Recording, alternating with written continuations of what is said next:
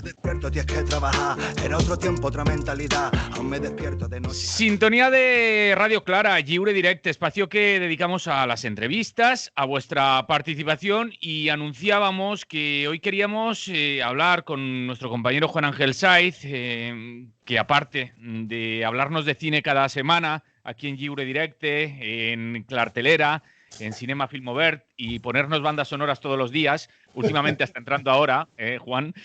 Ahí, sí. Buen día. Aparte, decimos que pertenece al Departamento de Ingeniería Eléctrica de la Universidad Politécnica de Valencia. Hemos hablado más de una vez con él de temas relacionados con energía, y nos hablaba que tenía interés de hablar sobre una fuente de energía de la que se está hablando mucho últimamente, vinculándola con las energías alternativas, con las energías renovables, ¿no, Juan? Hablamos del hidrógeno. El hidrógeno, efectivamente. El hidrógeno verde, que es como se está vendiendo ahora el tema. De hecho, es que me encontré con la sorpresa hace unos días en Televisión Española, en Informe Semanal, que hacían un reportaje precisamente dedicado a este tema. Y claro, me quedé traspuesto. El hidrógeno verde, oh, ¡qué maravilla! Es la gran solución para todos los males de la humanidad. Oye, esto va a ser la repera. Pero claro, de repente cuando ves esto, dices, bueno, espera a ver, ¿va a ser la solución o no va a ser la solución? Porque claro, luego buscando más información resulta que hay aprobados ya como 1.500 millones de euros de los fondos europeos directamente para hidrógeno verde. ¡Wow! Es mucho dinero, ¿eh? 1.500 millones de euros. Yo no he pedido los 1.500 millones. No sé si los has pedido tú, Manolo, alguno de nuestros oyentes. Hemos pedido a ver si los gestionamos desde la radio, alguna parte. Sí, ¿verdad? Claro, esto da la impresión de que quien ha pedido este dinero son las grandes petroleras, las grandes empresas de siempre. Y que además, como viene con la etiqueta verde, cero emisiones de CO2 y demás, pues enseguida les han dado visto bueno.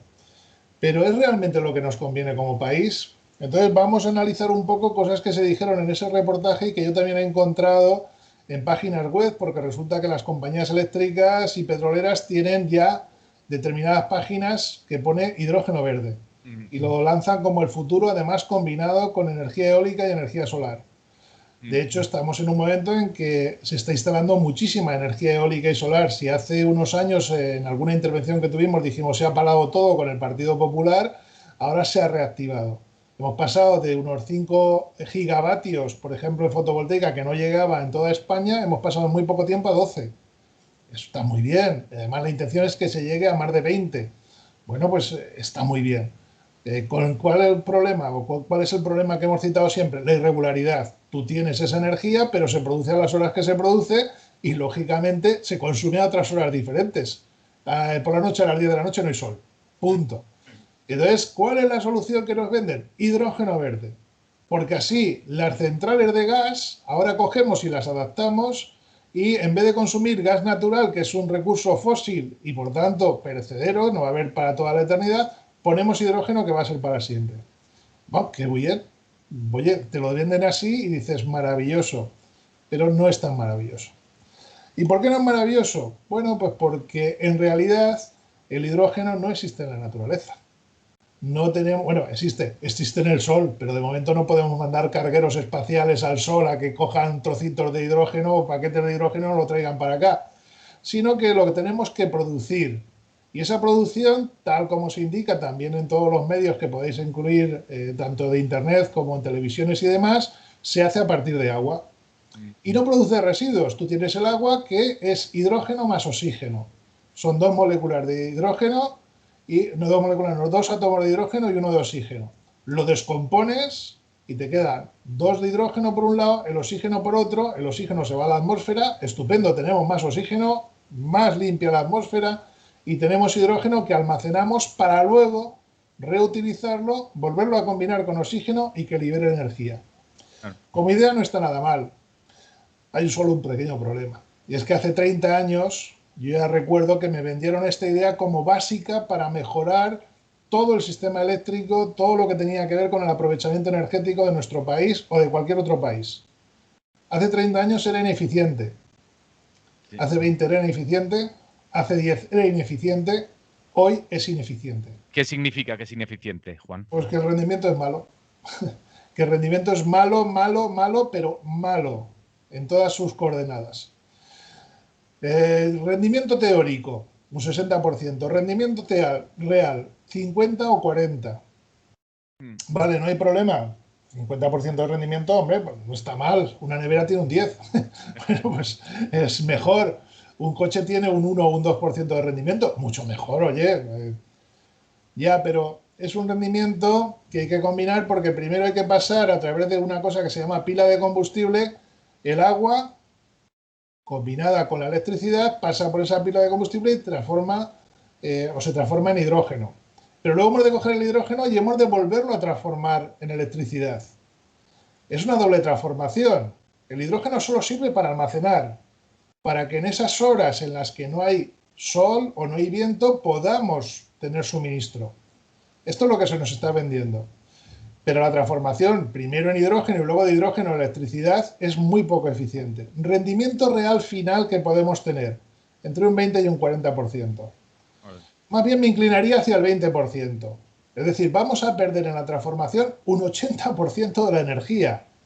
Esto es muy malo. Quiero decir, es una pérdida de una envergadura gigantesca. Si no tuviésemos ninguna alternativa, perfecto. ¿Qué le vamos a hacer? Nos sacrificamos y es que no tenemos ninguna otra posibilidad. ¿Pero tenemos alguna otra posibilidad? Y la respuesta es sí. Hay que desarrollarla, hay que inventar algo nuevo, hay que hacer algo maravilloso, excepcional para esa nueva posibilidad, ponerla en marcha. No, es que está en marcha desde hace decenas y decenas de años. Lo que hay que hacer es construir. Lo hemos explicado aquí. Además, no se inventó para las energías renovables, se inventó para las centrales nucleares. Son los sistemas de almacenamiento masivo en altura de agua. En Valencia tenemos... Los saltos de agua. Saltos de agua, pero no saltos de agua porque esos son los pantanos habituales. Lo que hay que hacer es almacenar agua en altura, por ejemplo, Cortes de Pallás o Canfrán. ¿Qué es lo que hacen? Tenemos una presa que sirve para almacenar ese agua, para riego, para consumo humano, y luego tenemos al lado una montañita de unos 500 metros de altura y arriba de la montaña se ha hecho una presa gigante, se ha hecho una balsa gigante. Cuando nos sobra energía, subimos agua desde el embalse a esa balsa que tenemos más arriba. Cuando necesitamos energía eléctrica, siempre estamos hablando de cuando nos sobra energía eléctrica. A mediodía tenemos muchísima energía solar y resulta que nos sobra. Y entonces cogemos y subimos agua. La almacenamos en altura. Cuando necesitamos por la noche producir energía eléctrica, abrimos la compuerta, es una presa hidráulica, dejamos caer el agua desde arriba y producen electricidad. Rendimiento, 75%. Es decir, tenemos mucho mejor rendimiento. Consumo que hacemos, tecnologías que ponemos en marcha, cosas raras que tenemos que poner en práctica. Ninguna. Es una tubería por la que subimos y bajamos agua. Durabilidad en el tiempo de todo ese proceso.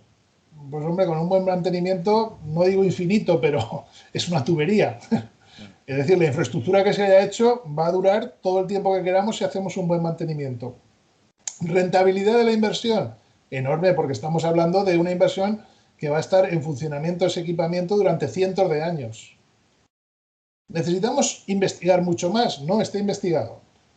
Cortes de Pallás, Canfrán y también otro tipo de sistemas similares que lo que hacen es pasar de una presa el agua a la presa que está antes en cabecera del río. Hay que hacer más tubería porque a lo mejor está a 20 kilómetros o a 15 kilómetros, pero la subimos a la presa de antes y luego la dejamos caer. Ventaja, no hay que poner más infraestructura eléctrica. Es la que ya tienen las presas para producir electricidad.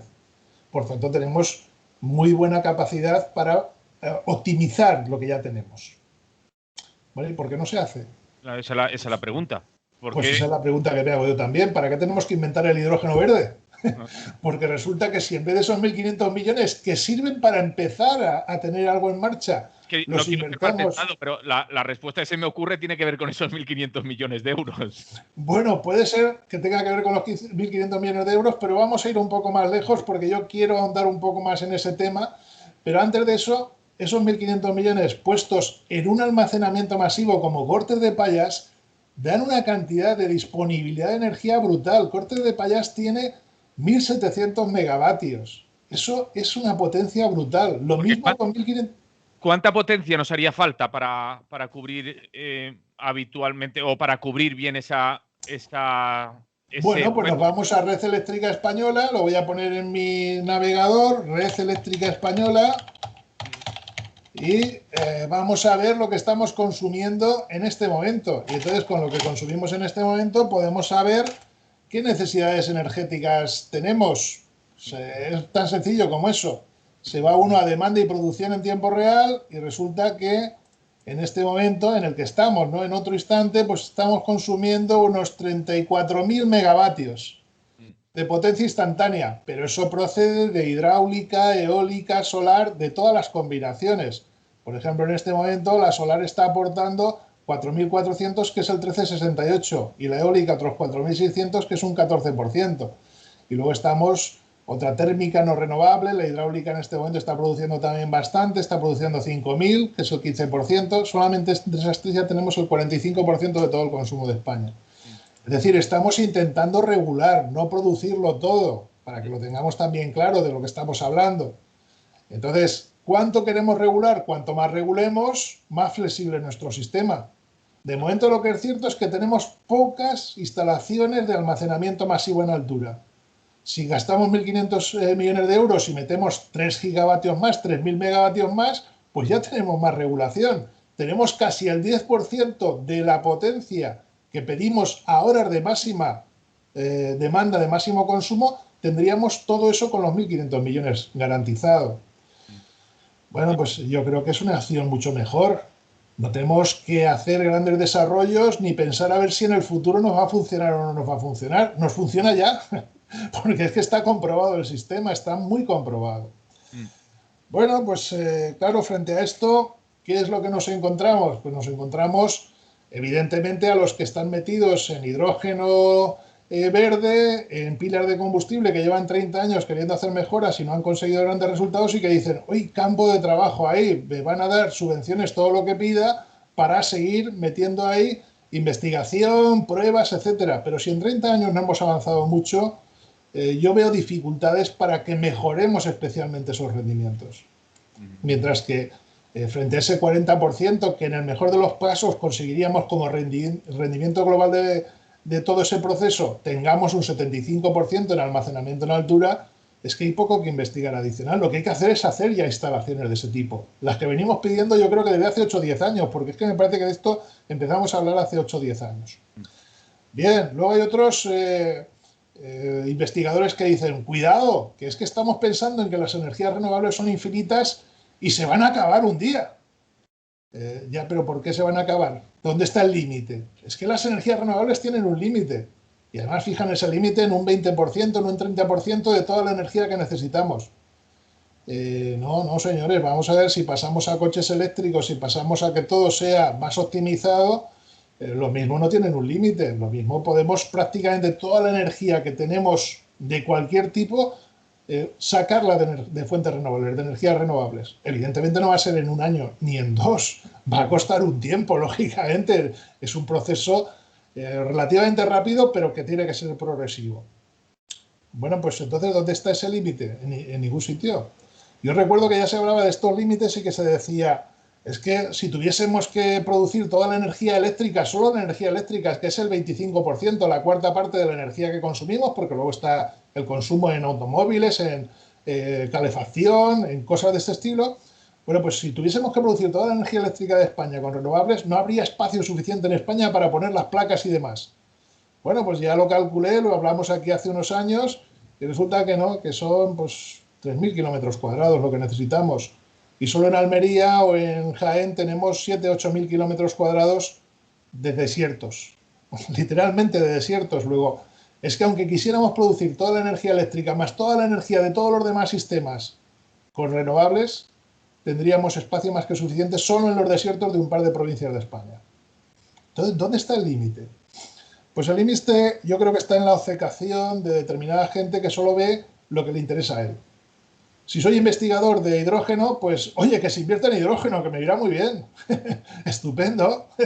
Si tengo ya plantas que son de ciclo combinado, que queman gas, y el gas es caro, oye, pues si lo reconvierto a hidrógeno vendiendo la idea de que es hidrógeno verde y me lo subvencionan a lo bestia, luego ya diré que es caro y seguiré pidiendo subvenciones. Pero de momento, algo que me costaba dinero, lo mismo me permite obtener subvenciones millonarias.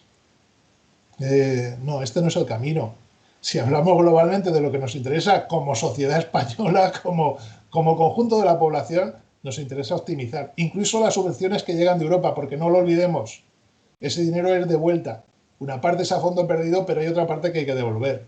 Cuanto menos tengamos que devolver del que se haya utilizado mal, mejor. Que luego va a salir de nuestros impuestos. Y si sale de los impuestos para devolver dinero a Europa, no se utiliza ni en sanidad, ni en educación, ni en nada de nada. Se utiliza en devolución de préstamos, porque son préstamos, no nos equivoquemos. Yo creo que todo esto, vamos a ir un poco más lejos, vamos a ser conspiranoicos, va. Vamos a pensar mal, que esto siempre viene bien.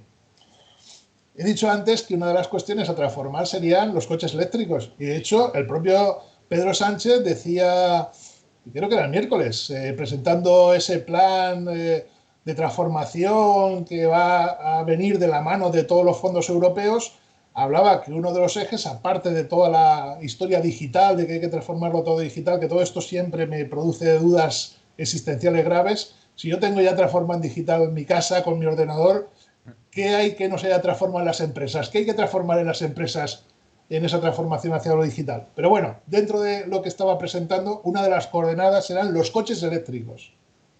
Vale, bien, estoy de acuerdo. Coches eléctricos. Cuidado con eso, que tiene trampa. ¿Por qué tiene trampa? Porque los coches de hidrógeno son eléctricos. Es que te iba a decir yo que en otro espacio de esta radio nos explicaban ya trabajadores y gente relacionada con la industria de la automoción que muchas marcas están apostando por el tema del hidrógeno en este nuevo cambio al coche eléctrico, ¿no?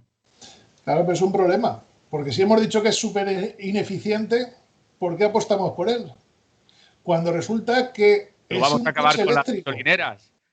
Efectivamente, vamos a para las electrolineras y las hidrogenolineras. Si yo tengo coches puramente eléctricos que son muy eficientes, porque el motor eléctrico es extremadamente eficiente, y que tienen solo un problema, que son las baterías ocupan bastante sitio, pero el almacenamiento de hidrógeno tampoco es gratis, quiero decir, también ocupa espacio. Si yo tengo, insisto, un coche puramente eléctrico y las baterías además se han desarrollado a lo bestia en los últimos años, porque se han desarrollado a lo bestia, han bajado de precio, han bajado de peso y han bajado de volumen, quiere decir que tengo un campo muy bueno porque su rendimiento es alto. Pero claro, tienen un inconveniente y es que yo voy a mi casa, si vivo en una casa unifamiliar, en un pueblo, como tu caso, no es el mío, que yo vivo en un miserable piso, pero si tengo una casa y además tengo un garaje, o si tengo incluso una segunda vivienda, como tiene mucha gente, o si resulta que en mi trabajo tengo un aparcamiento y resulta que en ese aparcamiento me ponen cargadores eléctricos, claro, yo tengo una gran ventaja. Llego, enchufo y recargo. ¿Tengo que pasar por alguna gasolinera, hidrolinera o lo que quiera? No, no tengo que pasar por nadie. Absolutamente por nadie. Tengo que pasar por la compañía eléctrica. ¿Pero cuánto me cuestan entonces recorrer 100 kilómetros? Unos 2 euros. 2 euros en electricidad. Evidentemente, si tengo otros sistemas de recarga más baratos o cualquier otra combinación, me costará menos. Pero bueno, al precio de 17 céntimos el kilovatio hora, unos 2 euros. Bien, ¿cuánto me cuestan ahora 100 kilómetros? 6 litros a 1,30, 1,30 y pico, 10 euros. De 10 euros pasamos a 2 euros. Esto es un problema, porque no solo no paso por la gasolinera, sino que aunque yo Repsol compre Iberdrola o compre acciones de Iberdrola, me quedo con la quinta parte de ingresos. ¿Qué pasa si ese coche eléctrico es de hidrógeno? Ay, pues que entonces yo no tengo hidrógeno en mi casa. Y aunque me comprase una pila de combustible que es cara, no puedes enchufarlo al grifo de casa, vamos. No lo puedo enchufar al grifo, ¿no?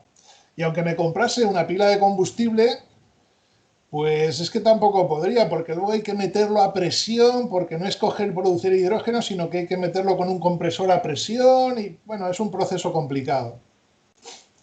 ¿Qué pasa? Que tengo que pasar por la gasolinera, que se va a llamar hidrolinera o que se llame como se quiera.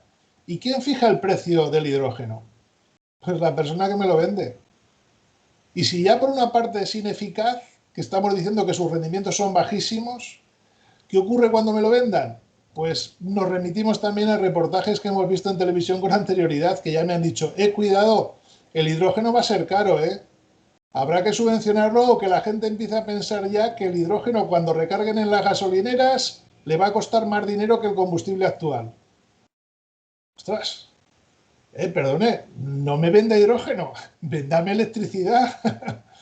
Claro, porque yo no tengo necesidad de hidrógeno. ¿Quién tiene necesidad de hidrógeno? Las petroleras, porque si no se les acaba el negocio. ¿Quién tiene necesidad de hidrógeno también?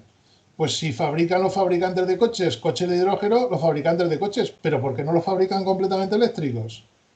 Pues porque a lo mejor tienen competencia, porque de repente surge alguien que no era un fabricante de coches, como Tesla, y te fabrica un coche eléctrico. Lo mismo no es tan complejo fabricar un coche eléctrico como lo era fabricar coches de otro tipo. Tenemos ahí un pequeño problema entonces, y es que nos están vendiendo una moto. Nos están vendiendo algo que es ineficiente, que es caro y que además nos impide tener autonomía propia a la hora de hacer las recargas. Y yo creo que el tema de por qué se nos está vendiendo ese hidrógeno verde viene por ahí fundamentalmente. Viene por una cuestión tan sencilla, tan elemental como que de esa manera el mercado de vehículos, el mercado de la electricidad sigue estando en manos de unos pocos que van a seguir haciendo lo que quieran, que van a seguir pidiendo todas las subvenciones que quieran, que van a obtener todos los beneficios que quieran a costa de nuestros impuestos y a costa de seguir teniéndonos atrapados porque no tenemos autonomía a la hora de recargar nuestros vehículos, que es fundamentalmente donde yo creo que está el mercado. Porque en ese mercado está el 25% de toda la energía que se consume. Y un 25% es una brutalidad de energía. Una brutalidad.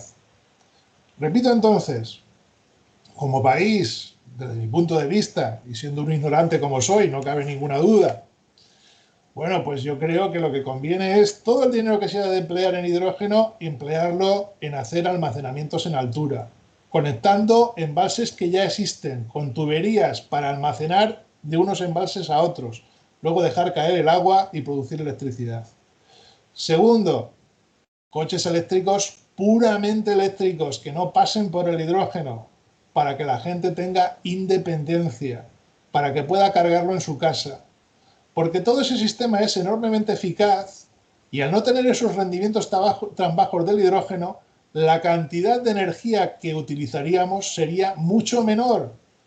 Y una de las cuestiones claves en todo este asunto es ahorrar energía. No necesitamos producir más, necesitamos establecer modelos de ahorro de energía. De hecho, si todos estos años, estas décadas que llevamos consumiendo petróleo, derivados del petróleo y gas, hubiésemos utilizado ese mismo gas, esa misma gasolina, ese mismo gasóleo en producir electricidad y hubiésemos utilizado esa electricidad para vehículos eléctricos y para electrificar toda nuestra vida cotidiana, el rendimiento era mucho mayor, porque se tiene mejor rendimiento produciendo la electricidad y utilizándola que utilizando esa misma cantidad de gas o de petróleo o derivados del petróleo en un coche. ¿Por qué no se ha hecho? Porque hay intereses. Porque hay petroleras. Es que si hay una serie de empresas gigantescas que pueden manejar miles de millones de euros en condicionar la opinión de los políticos, oye, pues lo mismo, al final lo que estamos pagando son esas fiestas que se producen al lado del Parlamento Europeo, en donde las empresas agasajan a los que tienen que tomar decisiones. Y en este momento la decisión que tienen que tomar, porque ya les han dicho lo que tienen que hacer, porque ¿para qué se van a cansar si son eurodiputados y no necesitan pensar, si tienen ya las empresas a los lobbies en los dos edificios de empresa de enfrente, con empresas que les dicen lo que tienen que pensar? Bueno, pues lo mismo les han dicho, mire, lo que tiene que pensar usted ahora es en el hidrógeno verde, que es antirrentable, se lo decimos ya, pero a nosotros nos conviene. Y suena muy bien. Y suena muy bien. Y además, de cara a la población que no sabe de todo esto, oye, es muy vendible, ¿eh? Porque te dicen que no vas a emitir CO2, que va a ser todo más limpio, que además todo esto procede de energía solar y energía eólica. ¿Te han convencido? Y además, fíjate, en los coches, ¿cuál es el residuo que se produce? hidrógeno más oxígeno, agua. ¡Wow! El coche de agua. El siempre venerado coche de agua que cada cierto tiempo sale en la prensa y resulta que no era el coche de agua, que era el coche de hidrógeno que producía como residuo agua. Yo creo que es una tomadura de pelo directamente. Es decir, que acostumbrémonos ya a que nos van a bombardear sucesivamente con este tema. Nos van a decir que es una maravilla. Si ahora esos 1.500 millones Repsol los va a poner en marcha para que esa planta que tenía antes de gas se convierta en hidrógeno, lo pone en marcha. Lo siguiente que va a hacer es decirnos que es magnífico, es maravilloso. ¿Por qué no ha puesto ni un duro? Ha puesto 1.500 millones que son de todos. Pero es una empresa privada. Lo de siempre. Los gastos los compartimos. Los beneficios nos los quedamos. Sí, iba a decir, Juan, que estamos también dando la respuesta a por qué esos mensajes se nos cuelan en programas y en espacios que en principio tienen cierto rigor o se les presupone cierto rigor. Ahí hay mucho interés detrás. Hay muchos intereses, efectivamente. Hay muchos intereses hasta en televisión. Cuelan public-reportajes como información. Efectivamente, completamente de acuerdo. Porque es que resulta que luego, a cambio de eso, tienes en el periódico correspondiente una página completa de publicidad pagada de esa empresa.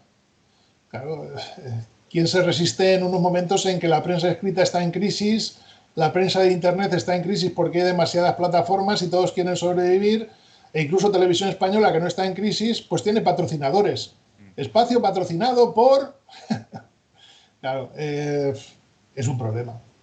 Es un problema porque de nuevo nos encontramos con esa situación en donde vemos cómo los intereses generales no son los intereses particulares, pero se nos dice una información de alguna manera manipulada, más que manipulada, digamos, escogida, parcial, muy parcial, para que al final dé la impresión de que están pensando en la población, de que están pensando en los intereses de todos nosotros. Y no es verdad. Si estuviesen pensando en los intereses de todos nosotros, hace ya muchos años que tendríamos mucho más almacenamiento masivo, que tendríamos puestos muchos más tipos de instalaciones, sobre todo de eólica y de solar, y que ahora estaríamos desesperados como motos poniendo más instalaciones todavía. Pero sobre todo, primero que nada, almacenamiento en altura de agua, que sería la forma de regular el sistema. Y dentro de unos poquitos años, adiós el gas, adiós el petróleo, adiós todo lo que sea combustibles fósiles. Autosuficientes en España, ahorrándonos 50.000 millones de euros al año en comprar combustibles fuera de España.